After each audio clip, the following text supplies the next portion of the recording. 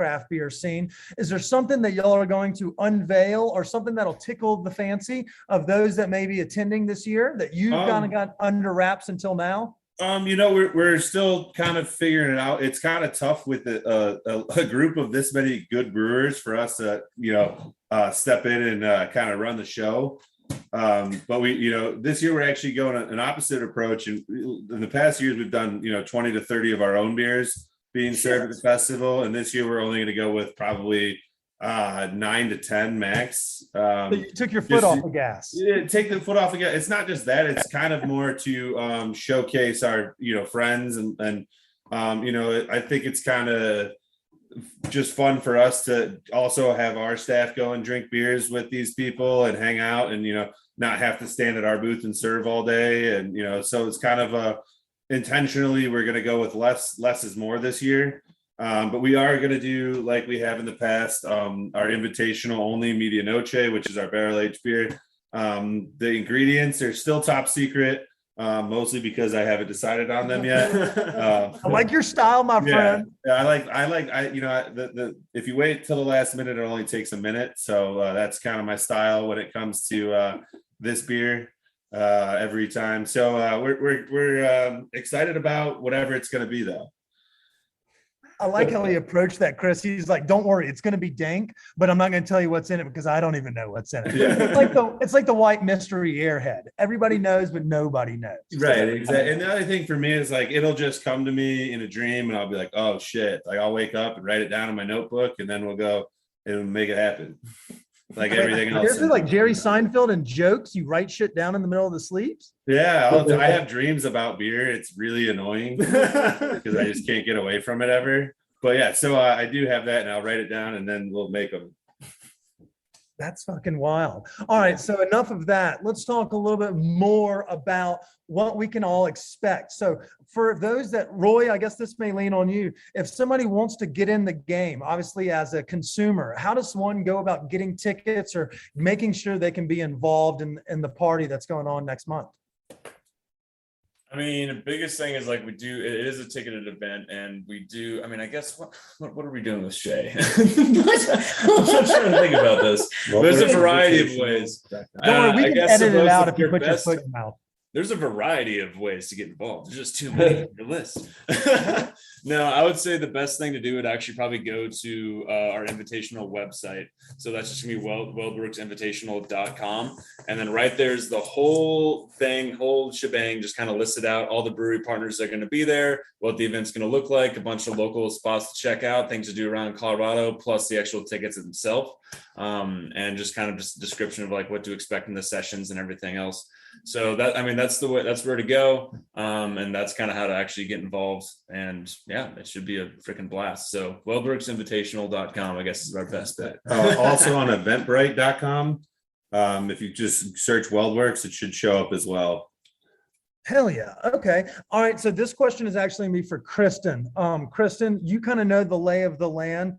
Give us some tips as a seasoned vet of how to navigate it. Would you say that the first wave or the second wave would be better? Like the first wave, obviously the staff will kind of be more bubbly, a little bit more, forward going. The second one, we may all be a little slurred of speech. Like, is there ways to navigate? Give it to us the intricacies as a seasoned vet.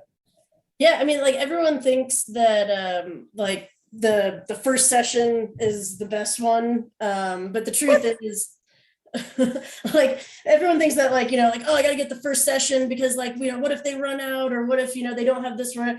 But the truth is our team is really well adept at being very particular about spacing everything out. So it is basically an identical experience regardless of what session you go to.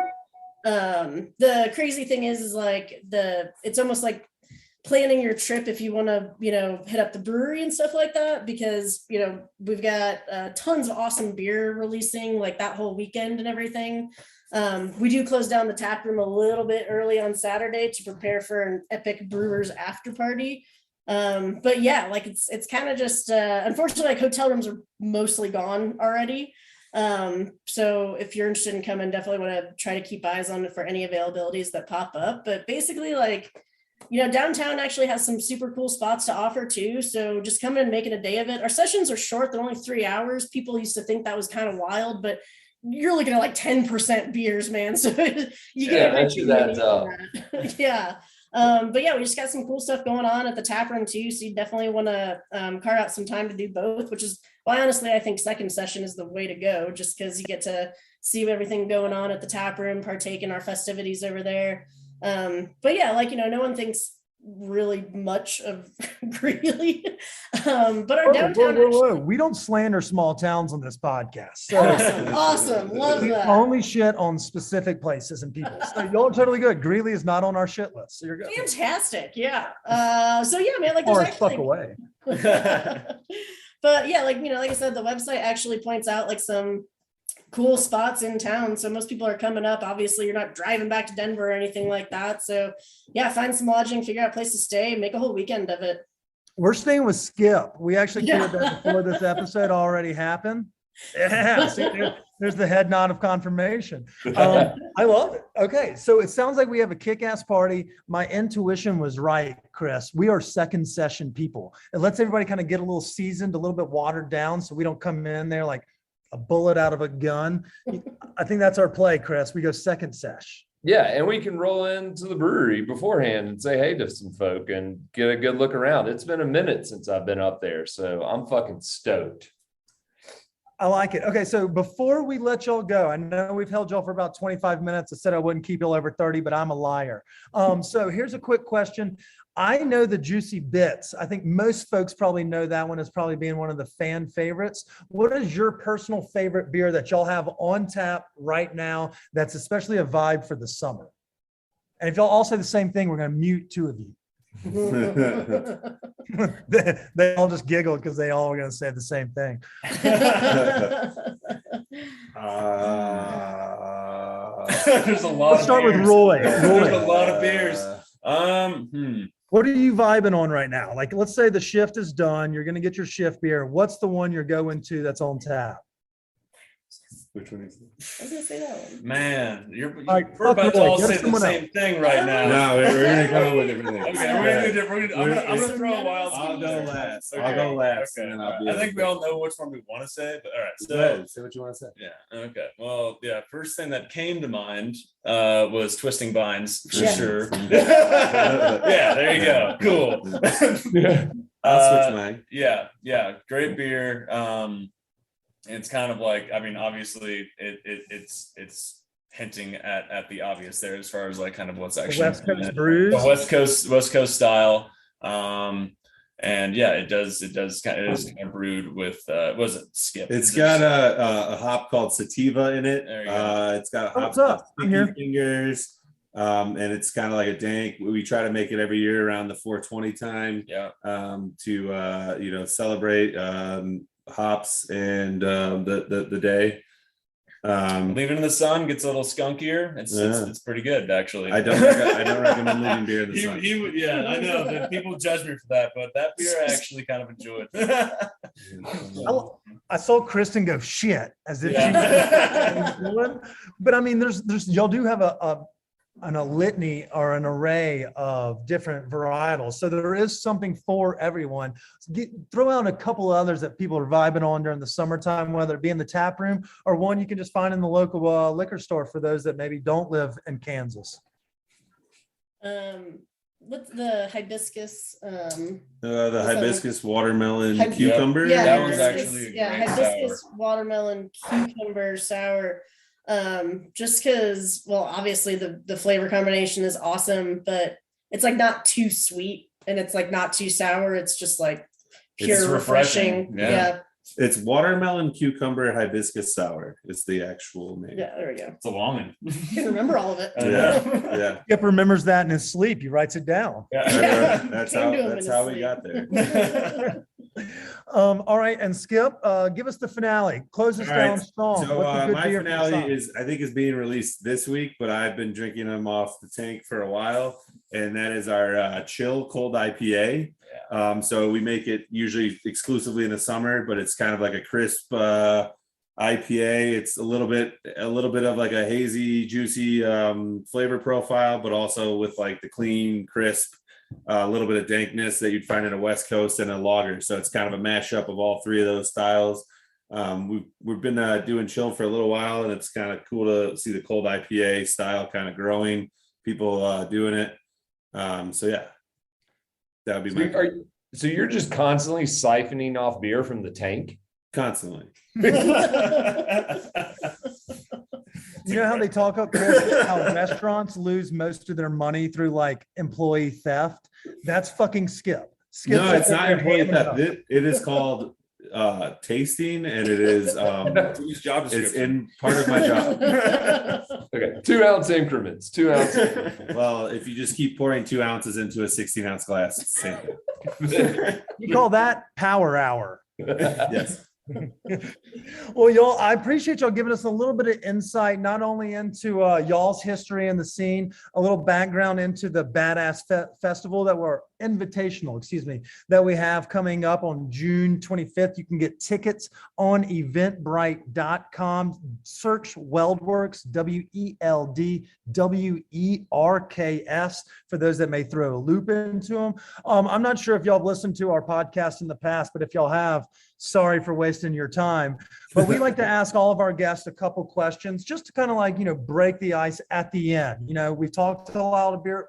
We've talked about your profession and your background. We want to know a little bit of something about what else y'all do in your free time. So this first question is going to be, if there was another brewery in Colorado that you would give your money to, who do y'all like to support? Just in case, people like to support, folks that they like and things of that nature. Y'all seem to be down to earth people, cool cats. Who are some other folks that y'all would like to give a shout out to while y'all have this cool platform called the podcast?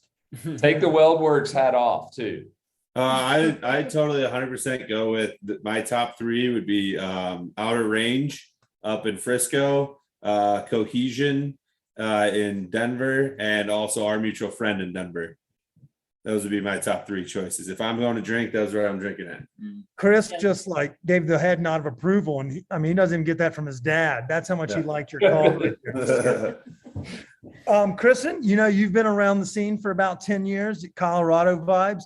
Where do you like to spend your days off? Take the work hat off, maybe enjoy some sunshine on another patio with a beer. Yeah, that's tough. I could rattle off a ton, but kind of first one. Well, don't do that. Then it waters down the top three. I'd say like probably Cerebral, New Image. I was gonna say Outer Range, Westbound and Down. Hey, I know them. Yeah. I'll stop there. I feel comfortable because Chris brings those beers to the studio when we record, like when he goes up the hill and comes down. And then we always, Our Mutual Friend does a lot of work with pop-ups in the local Denver food scene. So yeah. I feel comfortable when you say things like that I'm not out there drinking like shitty beer. Shout out to Coors, like king of shitty beers. So that makes, yes, affirmation. Roy, we're on a good roll here. Don't screw this up. Man, this is not fair. They took all the good ones, right? Yeah. Outer Range was definitely like on my list. I went to their festival there, or I guess like their last anniversary, and that was a hell of a time. That was a ton of fun. But man, I guess the first thing that pops in my head, just because I was just chatting with them, and they're right next door to us ish in Windsor, would be Peculiar Ales. Just really good people, fantastic beer, smaller brewery, and yeah, I enjoy their stuff. I like it. See, that's when I didn't know. You put me on something, and I bet you put a lot of folks in our community on something too. And while we aren't going to call you the beer connoisseur as the two next to you, I like where your head's at. Support local business. So you're saying that like it's kind of on the way to Greeley or whatever. Are there any breweries, like if we were traveling and for others who are traveling up to the Invitational from Denver, are there any breweries on the way that you recommend maybe people like swing into or something like that? Yeah, I would highly recommend Primitive. Mm-hmm. They're doing all spontaneous beers. Festival. They'll be at our festival as well. They're on the way. They're just a little bit off I-25 if you're heading up our way. Honestly, just my geography's bad. Kristen's geography's bad. Also, Four Noses, they make some fantastic beer. It's a little bit out of the way, but if you're coming to Colorado, why not? Right. Anybody that we said already, aside from